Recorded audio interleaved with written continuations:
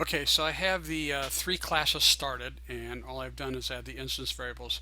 So here's customer, private string name, string address, and string phone.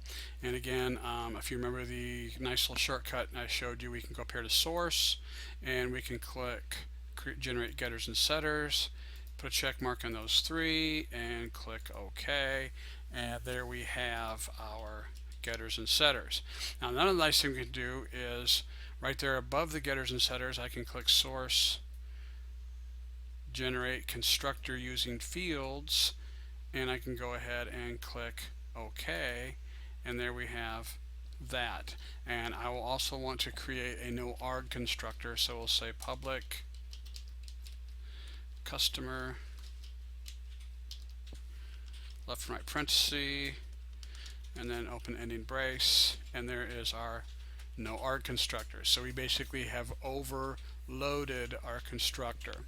Okay, look down there, I don't see any other extra methods that we need. So customer is done. So we come over here to car, and there are our three fields. I click source, generate getters and setters, all three of those. I click OK, and there we have it. And again, I can come down here and do source, generate constructor using the fields. We'll do all three, and I will do another no arg constructor. Now, do we need a no arg? Well, we don't know at this point. We'll see, and then like we can always get rid of it later. So car. So there we have our no arg. So we have our car and we have our customer. Let's go over to service quote. So service quote, we're going to go ahead and do source, getters and setters, and OK. And again, I'm going to come down here and source, constructor using fields, OK. And again, I will go ahead and create a public service quote.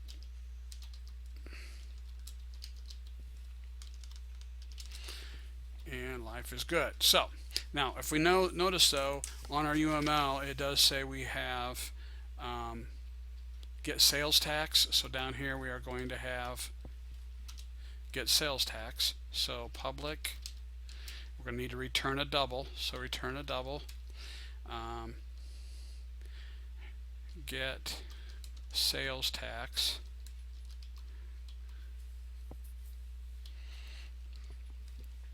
And we are going to need, we don't need to pass anything in because we have access to all the fields.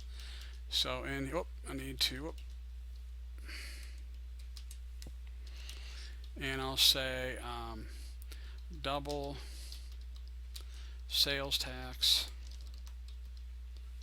equals 0. And then down here I'm going to say return sales tax, just so we can get rid of any errors. Okay, and we'll do the same thing for public double get total charges.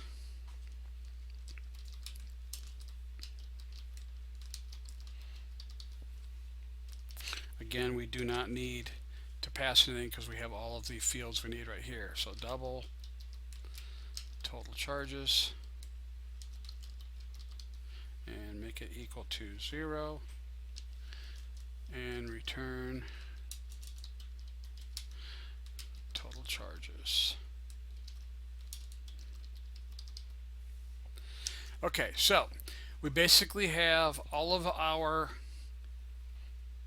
items in place. Now let's take a look at this get sales tax. So basically, what is sales tax? Well, let's go ahead and set a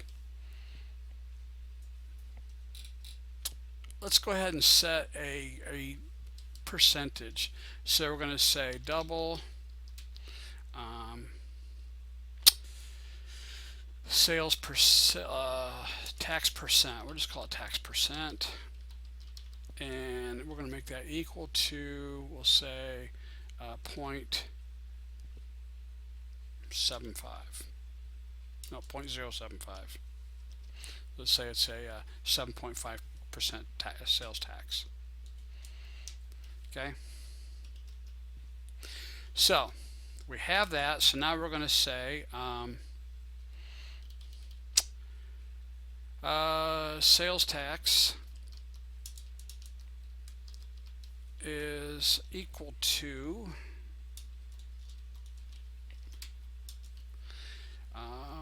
this dot parts charge times tax percent. And then we return sales tax. So that's about as easy as it gets. Now our total charges now, we are going to need to say total charges are equal to this dot labor charges plus this dot parts charges and plus get sales tax.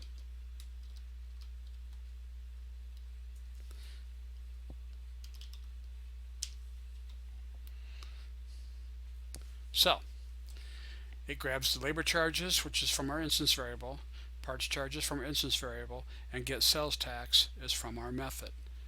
Okay, so not too bad. So we got all of our classes. How do we use them? Well, I'm going to go ahead and create another class, and we're going to call this car main, and we're going to make it a main. Click finish, and there we go. So now I can come in here and I can say car, lowercase car is equal to new car, and if I wanted to, I could go ahead and put in make, model, and year. So we'll go ahead and say Chevy. We'll say Camaro, and the year is 2014. I don't agree with them making the year integer, but we'll deal with it. So there we have a class. So when I want to say customer is equal to customer, and it's equal to a new customer, and let's see what we're going to pass it: name, address, and phone. Okay, so we're going to call him Jim Smith, and he's at 102 Main in Morton, Illinois, and the phone number is 309 555 1111. Okay, so we have a customer. So now we can say service quote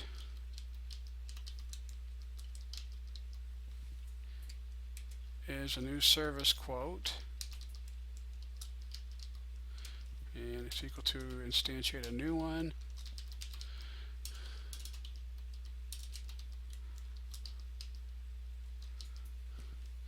And there we need two charges, so total parts and total labor. So we're going to say total parts is 123.45, and the labor is going to be 212.98.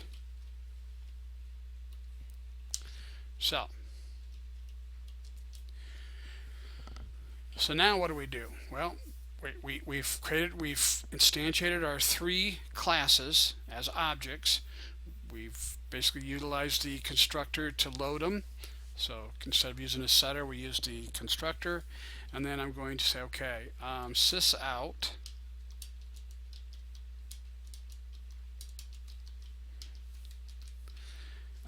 get, say, car dot, now let's do this. Let's say customer dot get, lowercase customer dot get name is buying a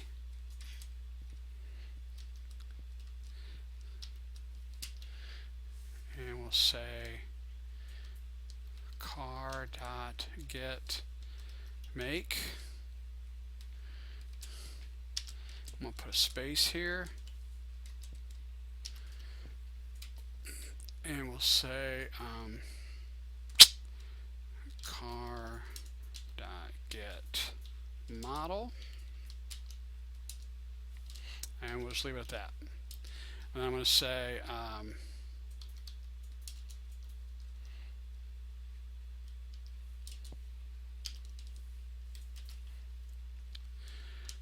customer dot get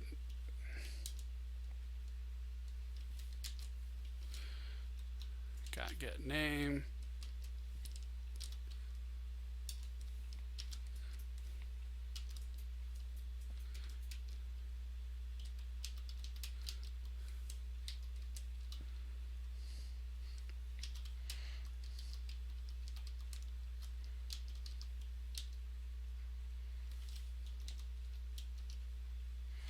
so I'm going to say the customer's name is buying a car, make, and model, got a space between it, and the customer's name again, their bill is, and then basically get the total charges. So if we go ahead and save this, and I go ahead and run it, we can see that Jim Smith is buying a Chevy Camaro. Jim Smith's bill is $345. Now, probably the best thing to do there would be the decimal format. Is that in the account? Yep, here's what I want right here. So we go back over to car main.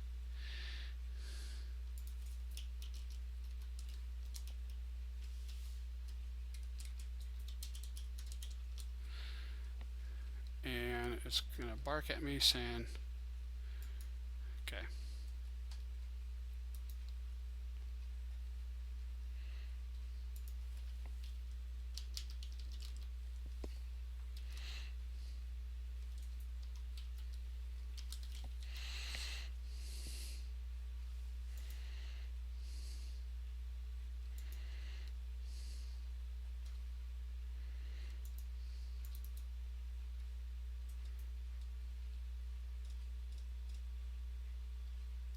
Oh, that's right. I forget.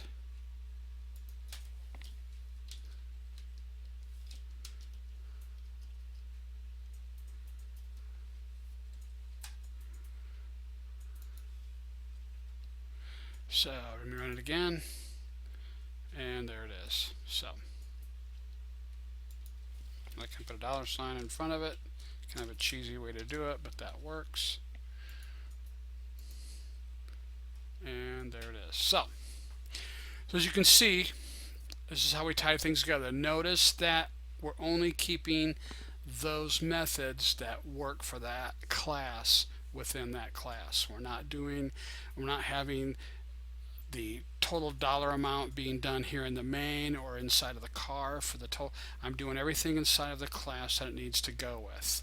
So for a service quote, get the sales tax and get total charges is going to be done there. I don't like this particular item right here. I would probably put, or I'd probably do, at least do this. I would say private final tax percent and make it equal to